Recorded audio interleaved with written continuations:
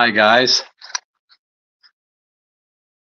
I think we are live. The timer says we're live. This is Ashley Williams, Legacy Farms Coffee, and we are on Legacy Farms Coffee on Facebook. We are Legacy Farms Coffee 2010 on Instagram, Legacy Farms Coffee 200 on YouTube.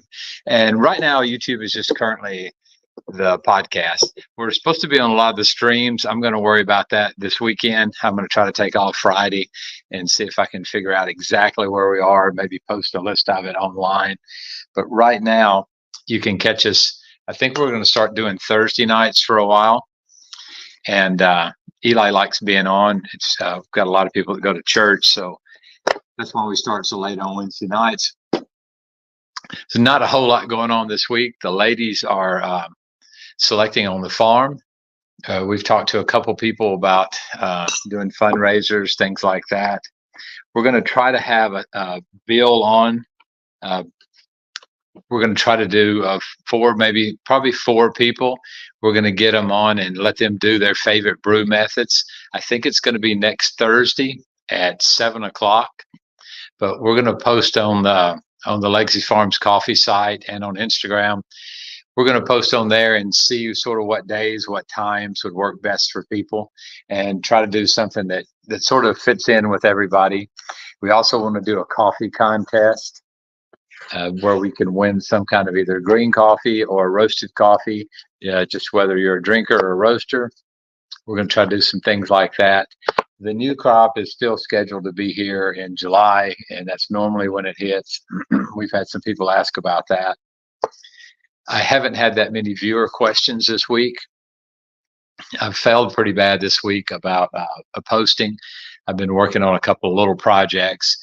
I'm really wanting to do a new roastery. I've been helping my son, Jonathan. He ordered 2 40-foot shipping containers.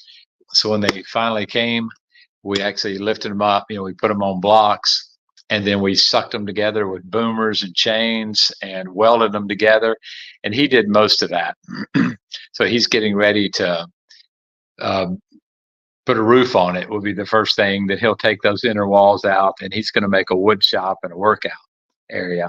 But I've been talking for about a year about wanting to put 3 40-foot containers together and build a new roastery. I like the rustic aspect of having the shipping containers. If we get them clean shipping containers, which it's a little more expensive if you find a place where you can go to and pick them out locally. But I want to pick out some really nice looking ones that aren't beat to death, so that on the outside they'll look good, and then figure out a color scheme and sand them down, paint them just like you would a car pretty much. And then the inside will be, the wood floors from the container, and then we'll have to insulate it and all that. So it'll be sheetrock on the inside or some kind of wood, something like that. But then move the roastery from here right next to the house, move it out to the main road, and have a lot more room. I'm steady working on my book. I'm going to try to start doing 1 day a week where I just take off a half a day and write. And then middle of the week, I'm going to take off one night and do the same thing, and just spend an hour or two just writing. And but one of the things I want to do is really get my Instagram going. So we're going to start some contests. We're doing more paid advertisements and things like that. But next Thursday, and I'll post it tonight when I get offline, next Thursday, unless we change the time, I'm scheduling an event for 7 p.m. Thursday night. I don't know what date that will be. If anybody can. Nope, I got a little thing. So it'll be the 18th, Thursday the 18th, 7 p.m.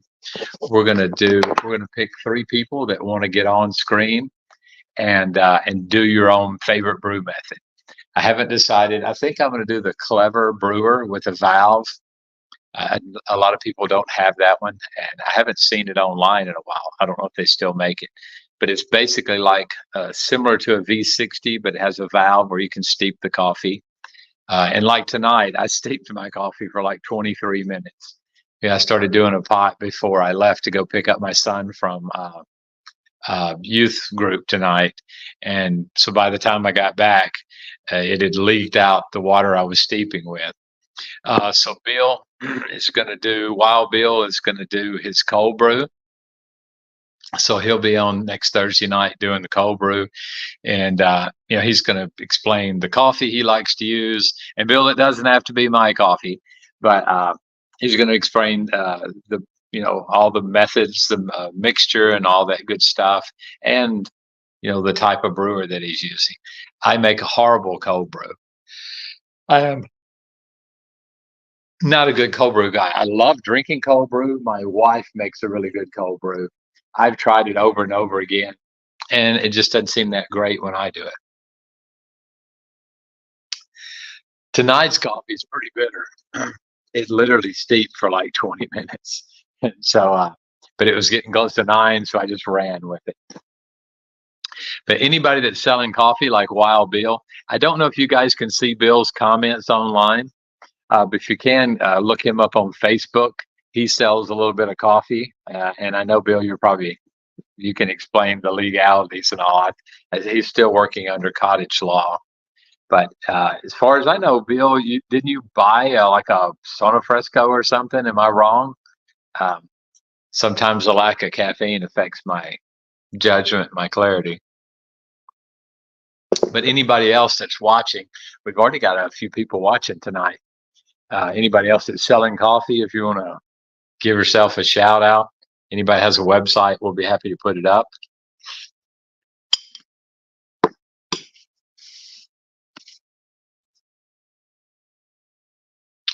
Eli just brought me out a bowl of ice cream. I don't know why I took a bite of it. It's got giant cookies broken up in it.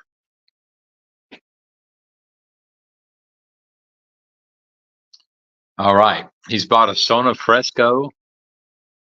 I think I'm right in saying that's an air roaster, which is not a real roaster, just, for your information. Drum roasters are the only real roasters.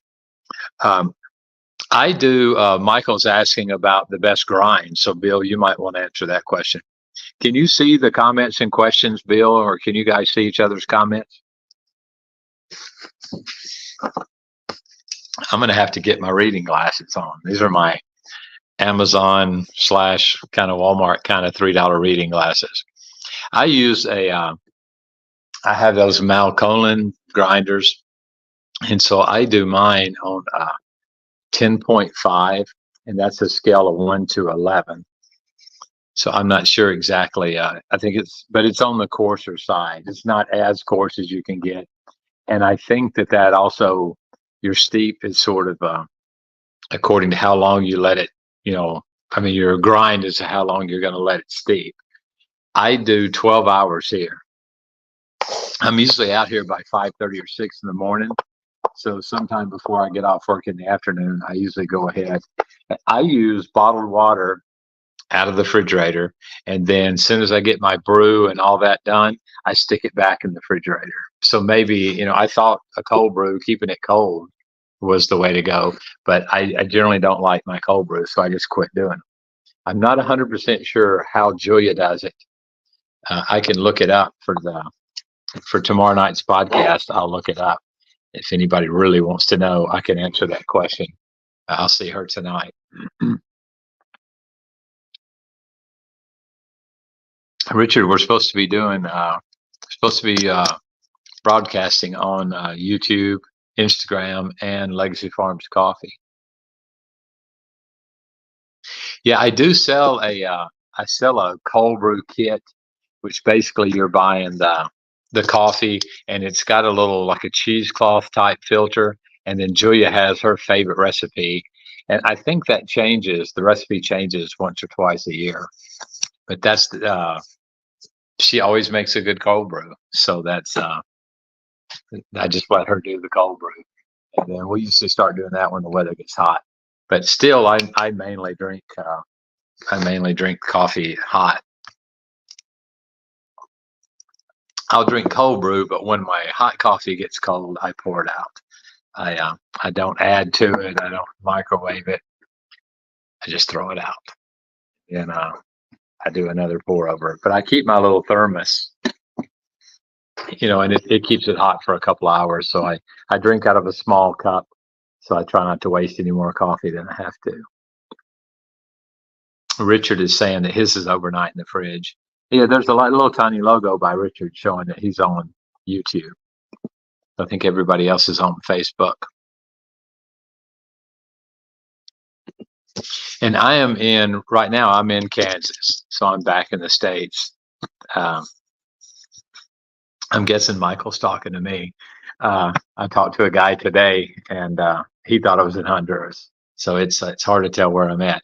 I do need to order my ticket tonight, 'cause I'm supposed to go back May the 3rd, and that's when we'll start really getting down with selecting the coffee. Anna is selecting coffee right now, but mainly she's training some of the new girls. I think she's got 4 new girls.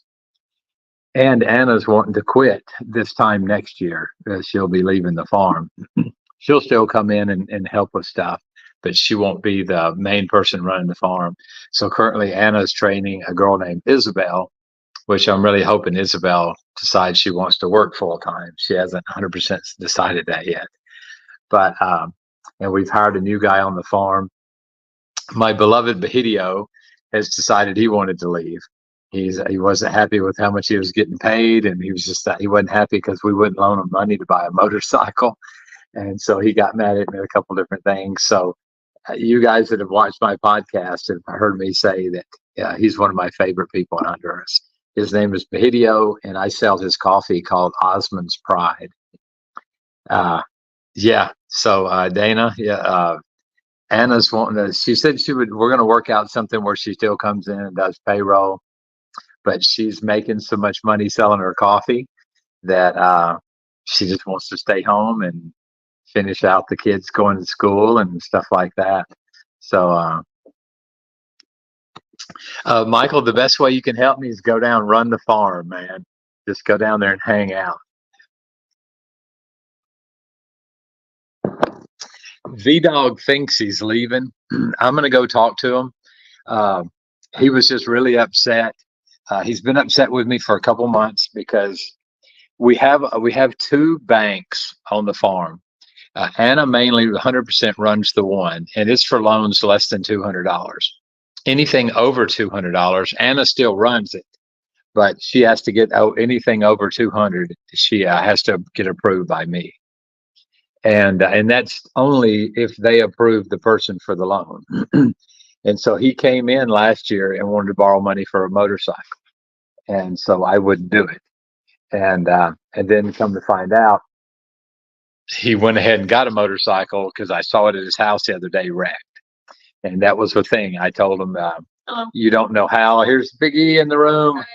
I told him, you don't know how to drive it. You don't have a license. It's not a need. But he wouldn't hear of it. And so when his coffee money came in this year, I guess he bought a motorcycle. I don't know. He said that some guy owned him money and he got it that way. But I'm hard pressed to believe that he loaned somebody, over $1,000. That just doesn't seem reasonable. But Mr. Richard. So Eli and I talked, and Eli said it'd be a good idea to give him 30 days away from the farm. And so it was his choice to leave. And so he left. Good night, buddy. Love you. I'll see you. It was his choice to leave, but I go back on May the 3rd or 4th, something like that.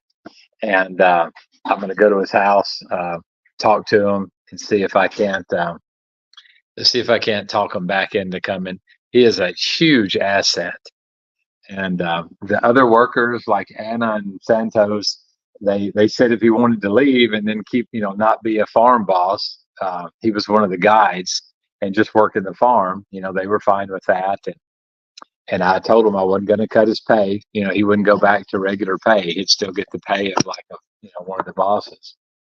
But he's just got somebody's telling him he's not making enough money that I should be paying him more. And so, I can't do anything about that. And so he's having a lot of trouble. His wife's mad at him for buying the motorcycle. He got mad at me and didn't want to sell the coffee. So he decided he wasn't going to sell me the coffee. And then his wife threw a fit because he was going to get 20% of what what he normally sells it for. So we're lucky. We still got, a year's supply of coffee. So I just need to talk to him and make sure that we get the 2025 crop too. So it'll all work out, and it'll work out the way it's supposed to be.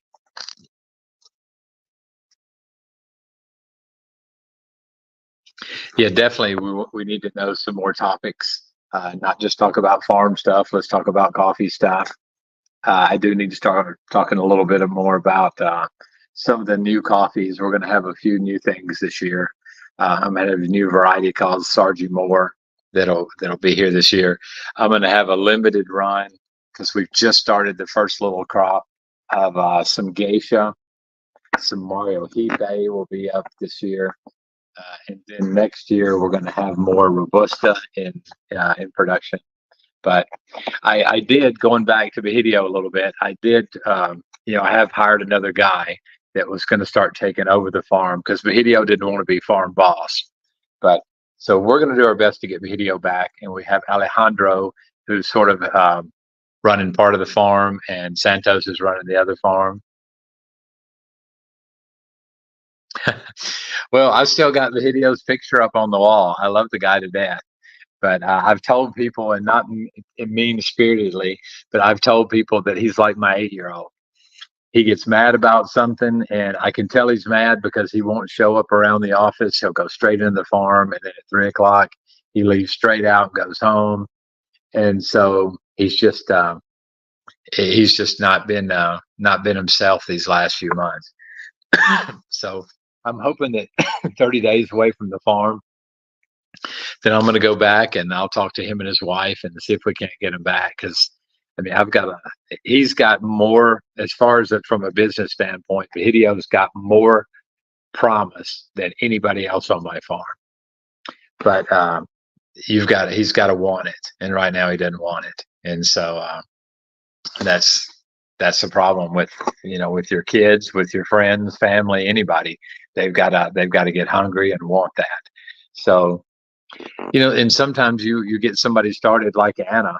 Anna's family, I love Anna to death, but she is because she's making a lot of money selling her coffee, and between the hassles of the farm and dealing with things like she told me, she said, I can work with anybody. She said, but the only person I ever have problems with is Bahidio. When he gets mad and he'll block your number. So he's out in the farm and Anna's trying to call him. He won't answer the phone.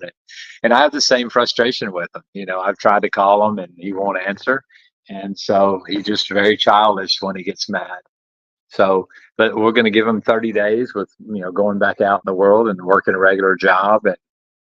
And then I'll go back and talk to him and hopefully we can get something worked out. But, Santos, I'm hoping he steps his game up just a little bit. And and this new Alejandro guy seems like he's on top of things from the get-go. So we'll just have to sort of see. I truly believe that it's supposed to work out the way it's supposed to work out. And so we'll just roll with it. And we're gonna I gave them all a letter the other day, and it started out by saying the farm's going to keep running with you or without me, or with you or without you, with me or without me.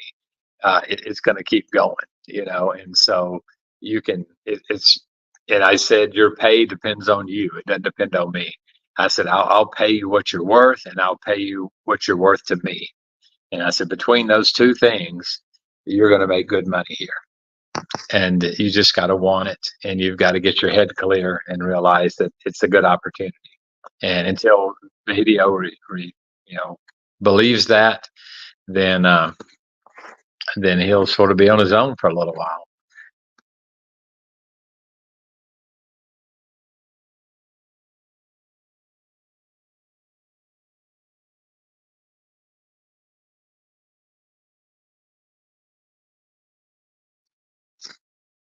Bill just did like a roll call. Oh, there's a game on tonight. I have never watched a whole game of any sport. I don't think ever. I've been to some games and stuff, but I've never been a sports person. Football in Honduras, football here. I have a hard time sitting still that long. Even to watch a regular movie, I have to have something else going on. So tonight I ate supper, stamped bags, and watched a movie all at the same time here while I was doing that, and trying to make some notes on the book and a whole lot of different things all at the same time. But we desperately need more big turnouts like tonight. Tonight's been great with how many people are online watching. And we've had some really great numbers with the people that are coming back. But we definitely need you guys to share. If you feel like it's an interesting program, share it. We finally broke 500 viewers, and so that was a milestone I've been working towards for a year. So we're definitely tickled. I think I got hit 504 today. But I'm going to start being more diligent about the book and talking about the book a little more. But we definitely want to know something that if it's something that you'd like to rebroadcast, send out to some of your customers. We can do something as a non-promotional thing, not promoting us. But if it's a topic you think your customers would like to know about, Eli said we need to do some more brewing videos. And then at the same time, Bill was talking about the same thing. So for those of you that have just jumped on here in the last few minutes, we're next Thursday, 7 o'clock, which will be the 18th. We'll have a podcast tomorrow night at 7, but the following Thursday, the 18th at 7 o'clock, we're going to have anybody that wants to volunteer to do one of your favorite brew methods. Doesn't have to be Honduras coffee, whatever your favorite coffee is. I told somebody today, there's some of my coffees that I don't really like, but they're popular, they cup well, and we sell them. So, you'd cut your own nose off, to spite your face or whatever it is, if you just sold coffee or grew coffee that you like. One of my favorite coffees is the Yellow Catuí, and I cut the entire crop down last year because it wasn't cupping well and it wasn't producing well. And my Marciesa, which is what you green guys, you roasters know it as, the people who drink the roasted coffee, it's called Don Ashley. That coffee is one of our best cups. I think the lowest cupping score we got on it this year was 86. I won 7th place out of 121 farms in the Marcala Coffee Fest this year with that, with the Marciesa. I placed 15th with my Perinema this year, although they were 0.45 points away from each other, my 7th place and my 15th place. And I was only 0.65 away from first place. That's how close the competition was this year. But those two coffees have cupped well, and so we're going to plant more of them. I think Anna has about 12 or 15,000 seeds for each one of those. And so we're going to plant another 1,000 Robusta next year. We're going to plant about 8 or 9,000 of the Marciesa and about 8 or 9,000 of the Perinema. It'll be this year. I said next year. But we're going to do a little bit more of the Mario Hipe. I planted 400 or 500 plants of it last year. It won 4th place last year. So I'm not going to enter the same coffee 2 years in a row. So last year I did my Bourbon, which it did poorly last year. It only cupped an 84. So last year I got 12th place with my Bourbon, and I got 4th place with my Mario Hipe. So those will all be coffees that we're selling. But we're seriously considering getting rid of the yellow Bourbon and trying a pink Bourbon. So we'll give that one a try.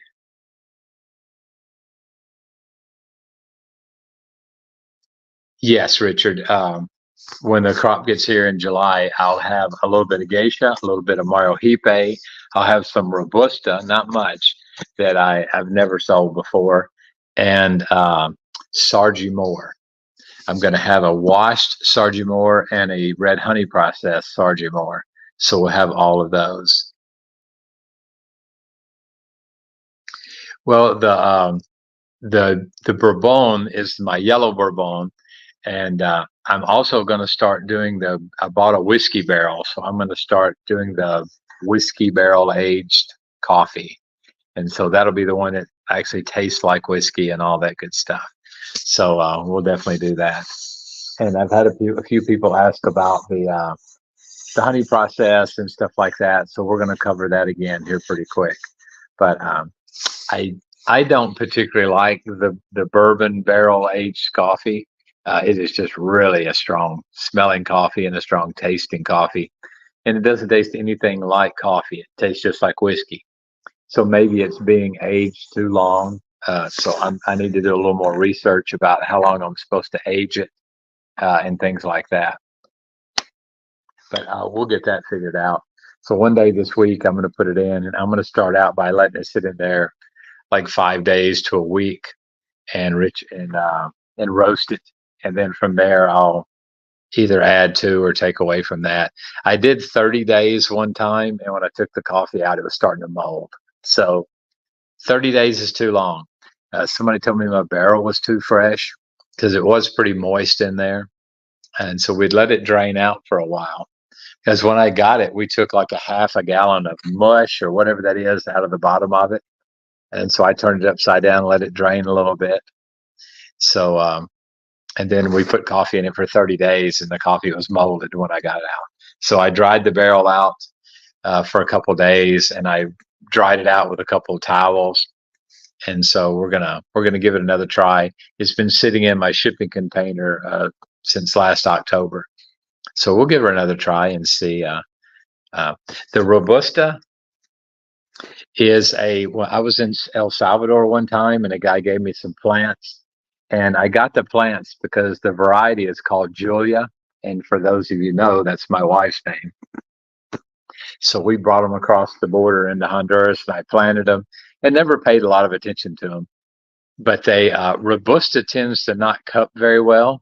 They don't have Robusta competitions like they do Arabica, and so I didn't pay much attention to it. But Richard is correct. It does have a lot more caffeine, and I've always heard double. But you can definitely tell it's got more caffeine. It's been a coffee that the one big plant that I have produces a couple pounds a year, and I've enjoyed it. So last year I took a lot of seeds off the plant and I planted them, and did the same thing this year. I only saved out just a couple of pounds of coffee for me to put online, and then the rest we use for seed. So we'll keep planting that. I've got a couple spots that are already getting, I guess we've had the farm 10 years now. So there's a couple spots that I'm going to clear, and we'll replant them with that Robusta, and hopefully have about 2 or 3 acres of Robusta in the next couple of years. But yeah, I haven't experimented much with the Robusta because I haven't had many pounds of it. But I did. One of my customers gave me some Indian Robusta. Oh, excuse me. And it's out of all the Robustas I've tasted, the India tastes pretty good. But mine is a really good tasting Robusta. If I hadn't have had to use it for seed this year, I would have sent it and had it cupped just to see, how it cupped. Oh, and I don't know how many pounds it is. I'll make a note to ask Anna. She took the day off today so that Isabel could run things by herself. So I'll ask Anna how many pounds of the anaerobic. We did an anaerobic fermentation this year. I think we did 3 55-gallon barrels of it, and we did them in the cherry, so it won't make that much coffee. But I forgot how many 100 pounds that was.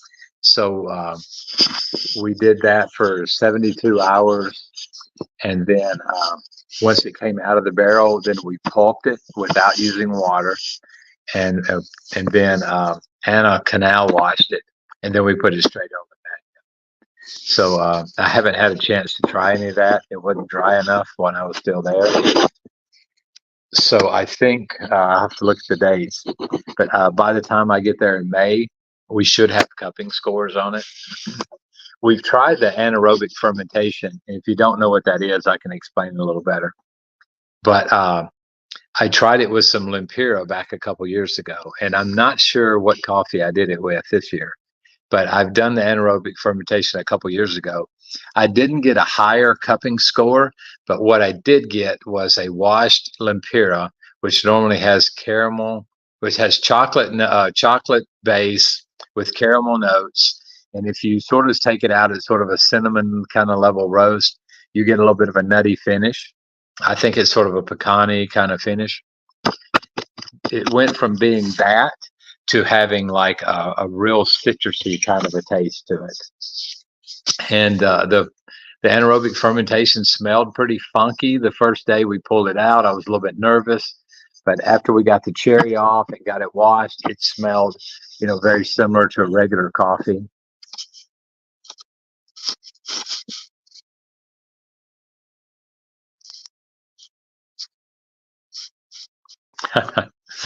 Bill's telling about how a little bit extra Robusta kept one of his customers up.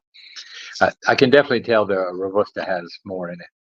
But basically, I think people that make beer, they have this little plastic one-way valve, and you put some water in it, and it will let the oxygen go out, but it won't let new air come in. And so we take a 55-gallon drum and install that valve in.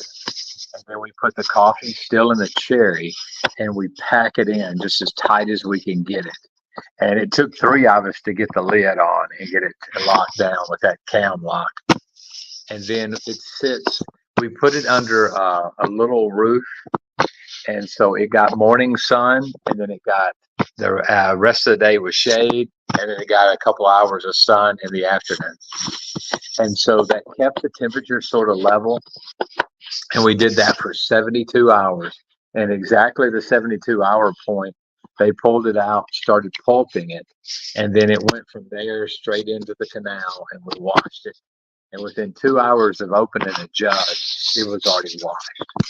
And so it will technically be an aerobic coffee, an aerobic washed coffee.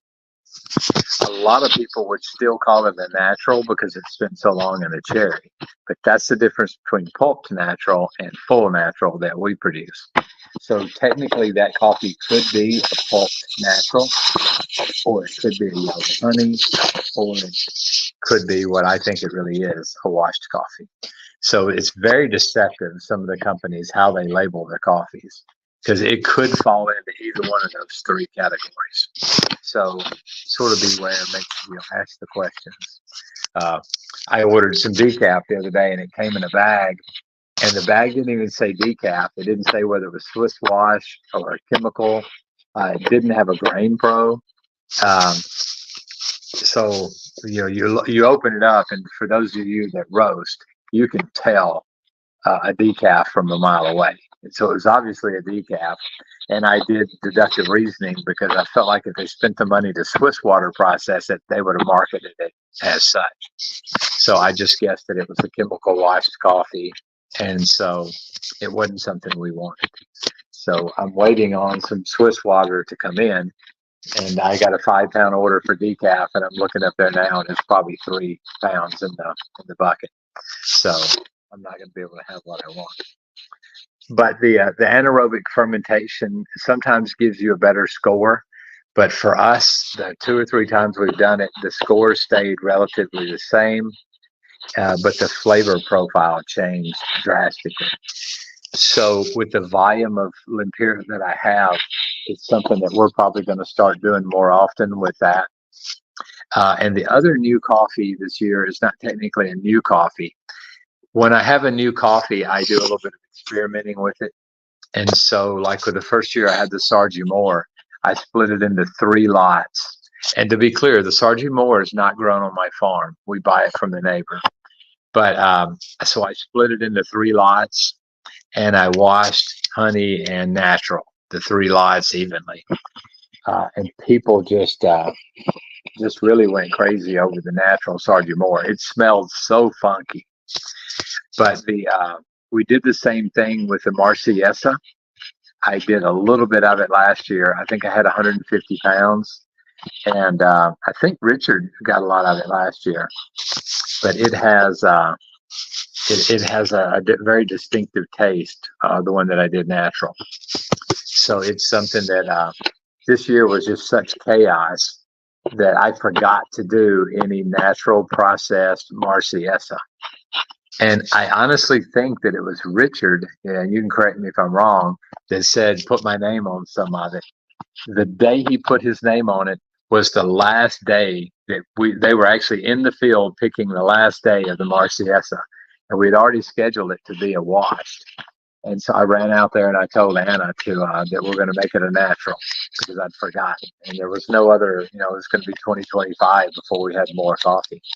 So I did a pretty good sized lot of, I think it was 3,400 pounds in the cherry. We did natural Marciesa this year.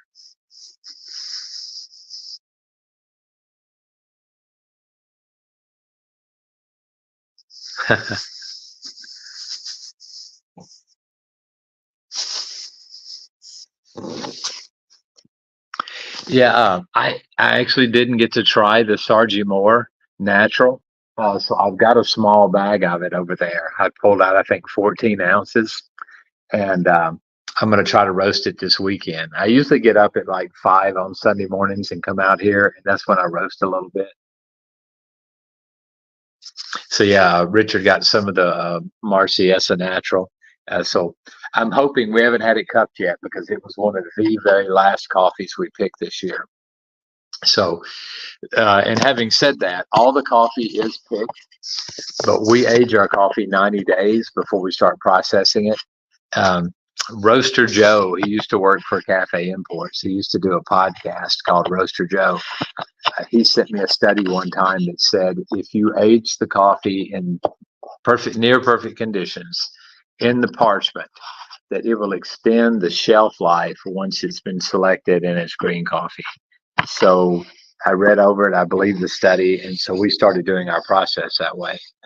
And even some of the schools and classes that I've attended say, you need to wait at least 30 days from the time that coffee is 12.5% humidity. You need to wait 30 days before you start processing it because it's good for the coffee. And so that's what we do. We give it that time. The last coffee, slows it down quite a bit. This year we had to take on some extra work. My friend Herbert's wanting to send some coffee in. And I actually, we had a little bit less coffee than we planned on this year. So I actually bought a few bags of coffee. So I'm going to have 10 bags of Perinema from another farm. So we'll have Herbert's bringing in about 6 or 7 or 8,000 pounds of coffee that the girls are going to have to select. So this year is going to be a different year, but I still think we're going to be able to get the coffee in the first week of July. That's my goal. When I go on May the 3rd, I'll be able to look at all the numbers and tell what it's pretty close to what my shipping date is going to be. The problem with shipping is, and getting it on a certain date, is I have to tell the government the day. I have to file at least 30 days before I ship the coffee. I have to file with the FDA at least 10 days before I ship the coffee. And so when I do those two filings, I have to tell them exactly how many pounds of coffee it is. So before I do that paperwork, the coffee has to be finished and weighed. And so I know to the pound exactly how much coffee we have. So once I know that, then I can start my paperwork.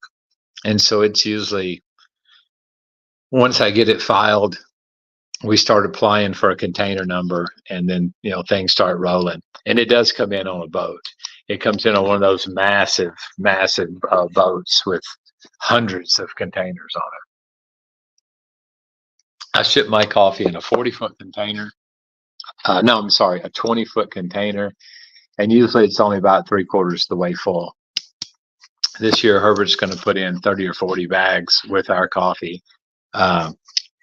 You can do 2 people, but usually I just put his coffee in my name. So there's not 2 sets of paperwork, and there's a little less chance of getting inspected. Because if you get inspected, it's an extra $1,500 to $1,800 for the inspection. So you definitely want to steer clear of that. But within the next, I think Anna's pulling some more samples on Saturday, and so Monday we'll drop off more samples to be cupped. So we'll have to see what's going on with that. I do have some of the cupping scores, and I'll try to have those on tomorrow night's podcast.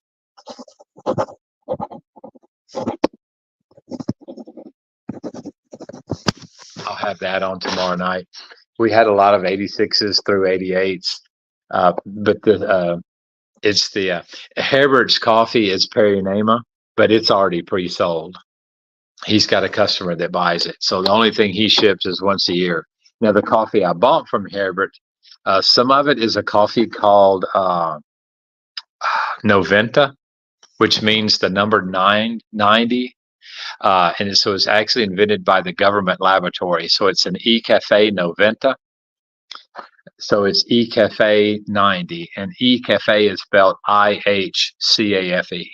So it's E-Cafe 90 if you want to look up on coffee varieties. But I'm buying some of that. It's typically a high 70s coffee, and so I'm specifically buying it to flavor. But if it happens to have some kind of a unique flavor when we get it cupped, then we'll use it for something else. But that's what I'm going to make my Jamaica Me Crazy and Caramel Rum Crunch. I'm going to use that. And then I'm trading for some bags of Perry Nama also. And so, that Perry Nama is probably going to be about an 83. It's not going to be, the best coffee in the world or anything. So it'll just definitely be coffee that we've got certain markets for a little bit lower end coffee. But speaking of lower end, I haven't gotten the numbers on how big the lots were, but I had one lot that cupped 79, which is not specialty grade. That wasn't good. I had a tiny lot that I had 2 lots that cupped 0. And the weather was bad in December, and we had to pick two lots of coffee, and both of those did very poorly. So my lot 1, they didn't even score it. They said that it was it went bad. It over fermented. So they did the best they could. I was here in the States. The weather was bad, and they tried drying it, and it just wasn't. The weather wasn't conducive for drying coffee. So we had some that went bad. So that'll never come to the States. The 76 is still classified as good coffee, so that'll come to the States, and I'll use it as flavored coffee. And then the 79, same thing. And I have a one coffee. The next lowest score was 81, still in the specialty grade. But if I run out of the other stuff, every year I have some 92s and 93s, and that's normally what I use to flavor. But I hate doing it because those are good coffees, and I'm making them taste like caramel Crafton Crunch or whatever. But that's the lowest grade coffee we have. Everything that we put online is at least an 84. And so the 83s, I'll usually do a dark roast with those. And so that's been the lowest score that we had. This year, everybody's coffee did very poorly. Yeah, the weather was just bad. Because the number 1 coffee in the Coffee Fest out of all of those farmers, and it was an international cupping, so it's very strict. The number 1 coffee was an 88.16.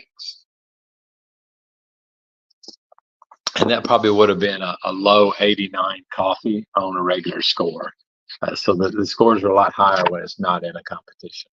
But if you guys will send me some PMs of some topics, and you guys don't be shy, if you've got a favorite coffee method, that I'd really like to have you online. And I think we could actually, there's no limit on the podcast, so I could break it into a couple of podcasts. I can have, I think, 10 people online at the same time. So if there's more than 4 or 5 people that want to do it, but whatever your favorite brew method is, we're going to try to keep them to like 5 to 8 minutes, something like that. But we're going to give every person a time. And so it'll sort of be first come, first serve if we have too many V60s or something. But I don't think there'd be anything wrong with if there's 2 people that both had a V60. We're probably going to be doing different coffees, different grinds, different mixes. So, yeah, if you guys want to get on and do a coffee, uh, we're just going to brew a coffee and talk about why it's your favorite coffee and why you steep it the length of time you do, and just sort of give us your favorite little deal. So I think Bill's going to do cold brew.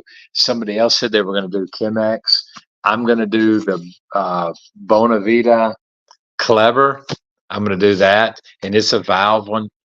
If we don't get enough people, then I'll do the first coffee and the last coffee. I'll use my metal filter that I've fallen in love with on my AeroPress. And so I'll pick a couple coffees this week and I'll try to do that.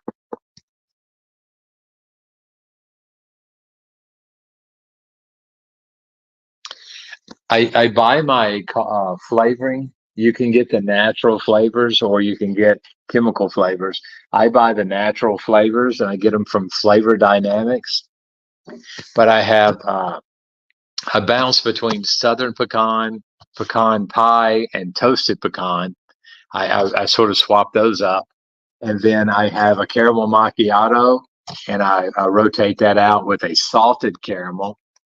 And then I have caramel rum crunch, rum popo, and Jamaica Me Crazy. Those are the flavored coffees.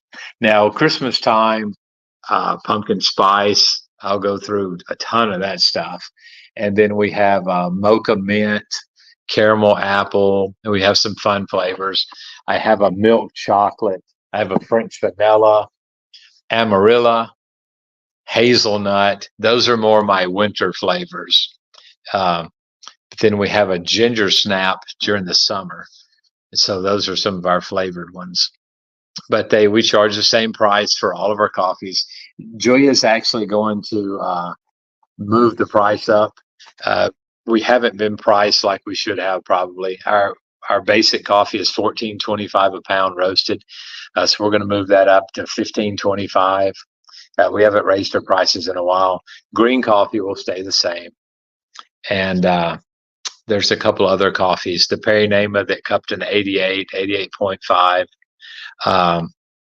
Those coffees will, they're going to be a little bit more expensive, but probably like $16.50 or something. Rum Popo is sort of like eggnog with rum. I'll tell you a funny story.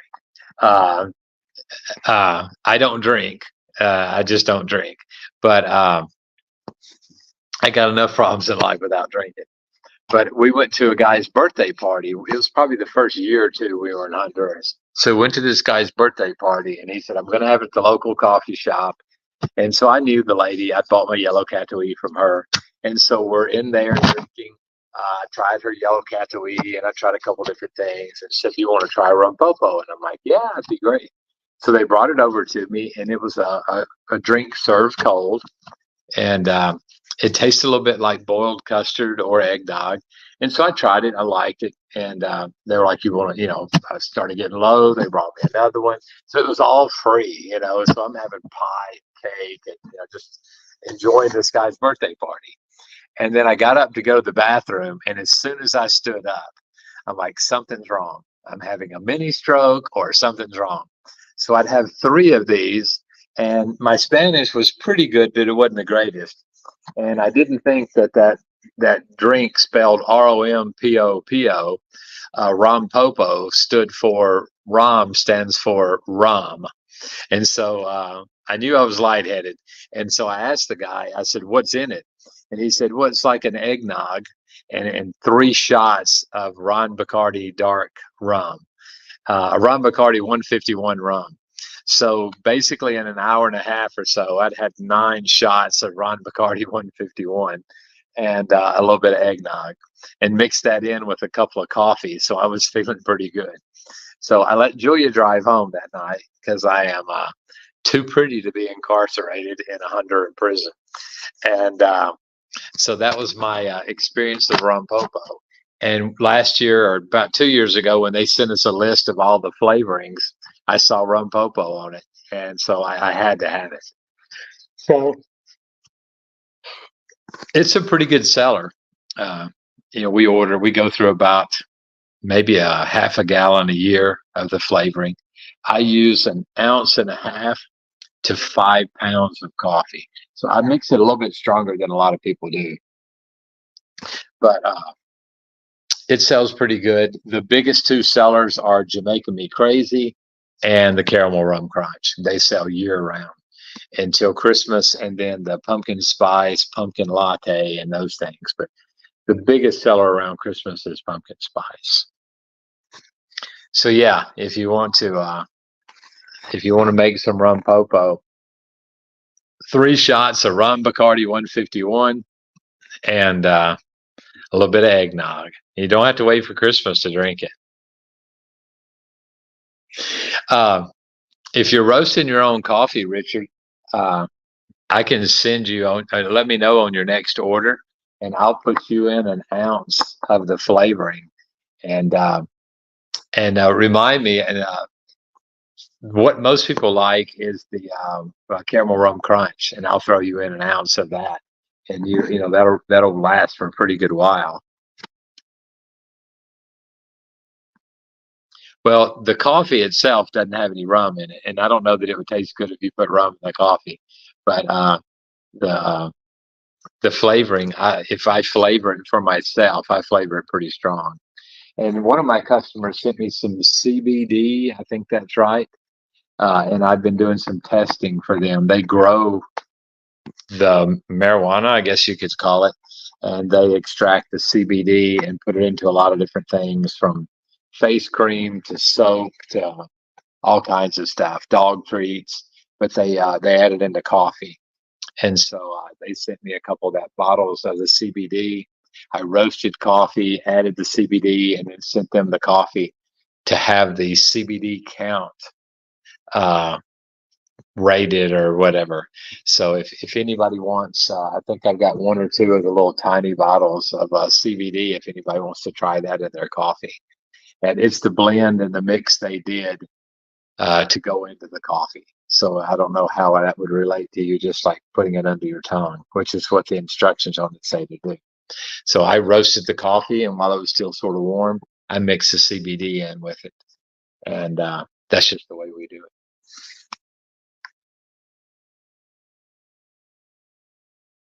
Yeah, definitely the inflammation, but I don't know how the calming would work with drinking it with coffee. If I had a nice mild decaf, that might definitely be a good thing to drink decaf and put the CBD in it. But I'm definitely not opposed to any of those things if it works. I've got a customer that does a lot with military guys, PTSD, and he said those guys are really seeing a lot of positive results from the CBD stuff. So, well, guys, I've got a little meeting with my wife tonight, and I told Eli I would be in. He had he had to finish up his piano lessons and stuff. So we're going to try to keep it at 1 hour tonight. I really appreciate it. I hope you guys will some of you will want to be on next Thursday's podcast, where we're going to do the brew methods. And I'm going to do another podcast tomorrow night at 7:00, and we'll cover a few more things. I'm going to go into a little more detail about my book. I had somebody call today, and they were talking about helping us publish it and stuff like that. So, and I'm still looking for some topics to write on. So if there's something that you can think of on the farm, ask the questions. 'Cause I still need about another 10 chapters. I'm only about 1/3 of the way through. Or if anybody's ever written a book, let me know. Well, guys, thanks. Please share us, like us, tell your friends about us. And we will be on tomorrow night. And then after that, every Thursday night. And I don't know, haven't decided yet if we'll do Wednesday, but you guys let me know what times work best. If Thursday night at 7 works better, a different night. We're going to try to do 2 nights a week and see how that works. But thanks, guys. We had a great turnout tonight and had some great questions. Keep PMing me, and I'll answer questions or send me a direct message. My day tomorrow is just basically returning emails and doing it crazy. Somebody ordered, I don't know if you can see all those bags. Somebody ordered 51 pounds of coffee. So I'm going to work on that after I put Eli to bed tonight. And I know he's 14 or almost 14, but he still likes to sit and read a little bit. Mommy does that almost every night. So tonight I'm going to get to do it. And we were up at 4:30 this morning because we went to exercise class that starts at 5:15. So he exercised, I did not. So I'm going to go in there and read him a story, and then I'll come back out here and work till midnight and try to get ahead of the orders for tomorrow. But send me some PMs, some questions, some ideas, anything that concerns you, just anything. Let me know, and we'll talk to everybody. Oh, sorry about that, Richard. I forgot all about that. I'll try to do that. I'll try to do that tonight. But I've got your list. I wrote everything down, so I'll try to go over that when I come back out tonight. Thanks for reminding me. Don't ever hesitate to remind, because I forget about half of what I say. So anyway, thanks, guys. And if any of you guys would ever want to be on the podcast with me, let me know. I'd love to have you on, and we just talk coffee. The next Thursday, to be like the 26th or something, I'm going to do we're going to do the different types of roasters and stuff. So I need some of you guys that'll come on, and we talk about the different types of roasters that you guys have and why, and what you like about it, what you hate about it. Do a couple podcasts with some things like that. Thanks, guys. Like and share us, all those fun things. And we will see you again tomorrow night or next week. Thanks. Good night, everybody.